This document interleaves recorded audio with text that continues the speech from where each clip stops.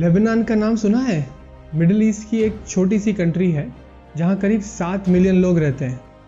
सबसे इम्पॉर्टेंट बात देखने की ये है वहाँ की जो जोग्राफिकल लोकेशन है, जहाँ एक साइड मेडिटेरेनियन सी, एक तरफ सीरिया और साउथ में Israel. We are talking about Lebanon because the recent history of this country has striking resemblance to what is happening to Bharat. और उन सब इंडिकेटर से हम ये कंक्लूड कर सकते हैं कि जो लेबनान के साथ हुआ वही भारत के साथ होने वाला है। अब आप सोचेंगे कि क्या हुआ है भाई ऐसा, वो तो मैं डिटेल में बताऊंगा ही, पर ये जान लीजिए कि it's very bad, very bad. तो अगर आप ये सोच के बैठे हैं कि जैसा चलता आया है वैसा ही चलेगा और आपके बच्चों का फ्यूचर सुरक्षित है उस देश में, तो जाग जाओ। इस नींद से जितनी जल्दी जागोगे उतना अच्छा है। If you don't wake up on time, there is nothing stopping Bharat from becoming another Lebanon. Welcome to new episode of breathing history.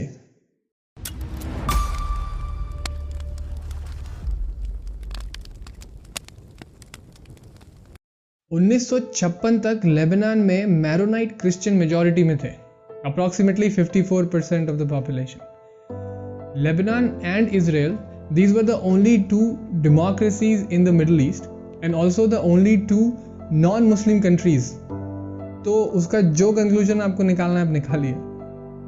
Beirut, which was also called the Paris of the East, एक trade centre हुआ करता था और चूंकि इस country की geographical location ऐसी थी कि मिडिल ईस्ट के सारे रेफ्यूजीज वहीं जाते थे।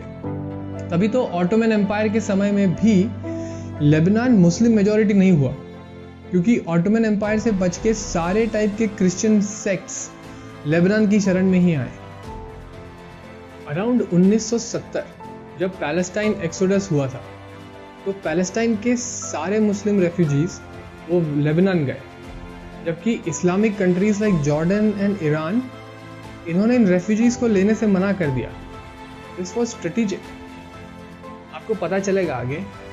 बट अब ये जो सब रेफ्यूजीज हैं वो लेबनान में सेटल हुए और फिर वहाँ हुआ पॉपुलेशन एक्सप्लोजन। अब इन्होंने वहाँ की डेमोक्रेटिक पोजीशंस लेना स्टार्ट कर दिया, supported by PLO and other terrorist organisations. और इंटरेस्टिंग बात यह है कि ये सारी पॉलिटिक्स ये लेफ्टिस्ट बैनर के अंदर करते थे, जबकि लेफ्ट या सेक्युलर या कम्युनिज्म से इनका कोई लेना देना ही नहीं है।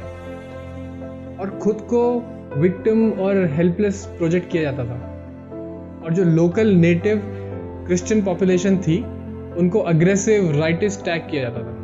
आई होप आपको एक स्केरी सिमिलैरिटीज दिख रही होंगी, आगे और भी डरावना है।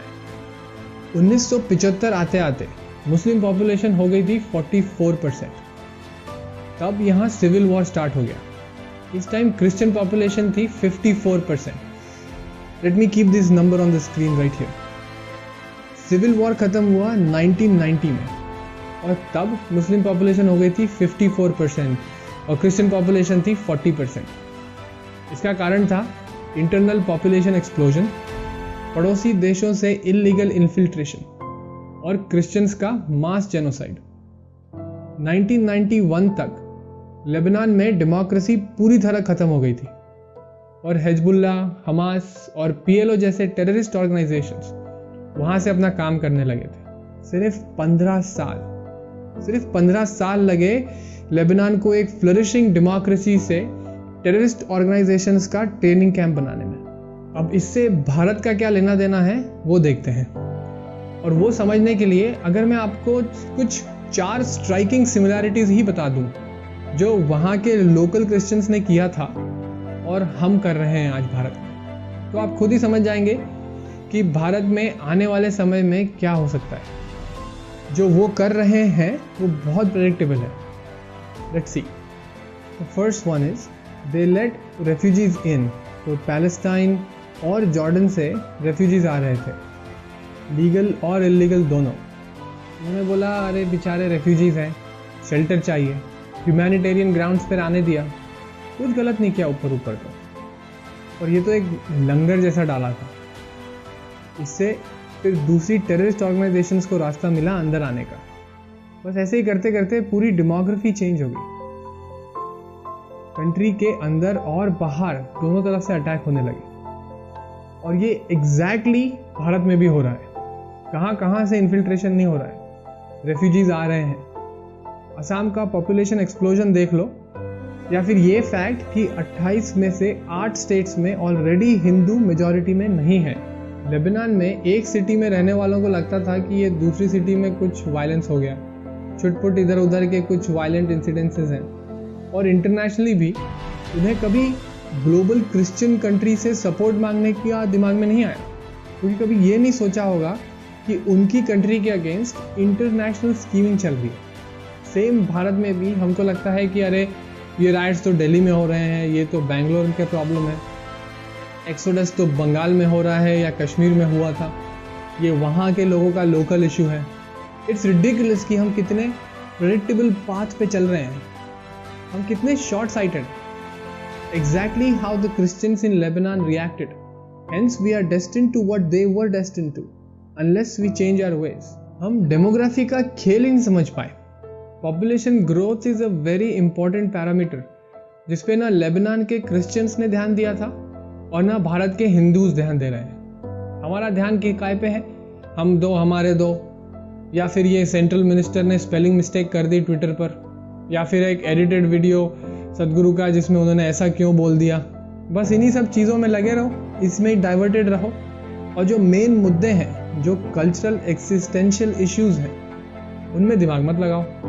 वहाँ के टेररिस्ट ग्रुप्स जैसे हिजबुल्लाह को नेबर सीरिया से कंटिन्यूसली सपोर्ट मिलता था, पैसा, इंटेलिजेंस, आर्म्स और जो भी रिसोर्सेज लगते थे। उधर जॉर्डन से कंटिन्यूसली इमिग्रेंट्स आते थे जो डेमोग्राफिकली हेल्प करते थे।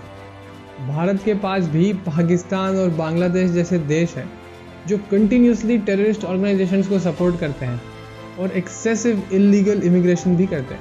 तो हमारे पास इतना सॉलिड एग्जाम्पल है लेबनान का। वहाँ जो जो हुआ है भारत में भी वो हो रहा है, और उस पर वहाँ की नेटिव पॉपुलेशन ने जैसा जैसा रिएक्ट किया था, हम भी वैसा ही रिएक्ट कर रहे हैं। तो स्वाभाविक है उनके साथ जो हुआ हमारे साथ भी वो हो सकता है। जेनोसाइड, एक्सोडस और एंड में death of democracy. I may be wrong and I hope I am wrong, but अभी तक तो ऐसा ही लग रहा है कि भारत भी उसी रास्ते पे जा रहा है जिस पे लेबनान चल रहा था। But at the same time ऐसा लग रहा है कि कहीं ना कहीं थोड़ी होप है, लोग जाग रहे हैं, अवेयर हो रहे हैं। So good to see people coming out and saying things like हमको हमारे फेस्टिवल्स मनाना मत सिखाओ। दुनिया का एक लौता देश है जहां हिंदू मेजॉरिटी में है। अगर हम यहां भी एक दूसरे को सपोर्ट नहीं करेंगे तो कहां जाओगे? Enough is enough. There is a noise of positive change. Let's make it louder, let's make it heard. Jai Hind, जय Bharat. If you like our work, please like, comment and subscribe to our channel. And don't forget to press the bell icon and share with your friends and family. This gives us a lot of encouragement and motivation. This is high time for us to unite, so please come and join the cause by filling out the Google form in the description below. And also, if you have any suggestions, please leave them in the comments below. Thank you for watching and see you in the next episode of Breathing History.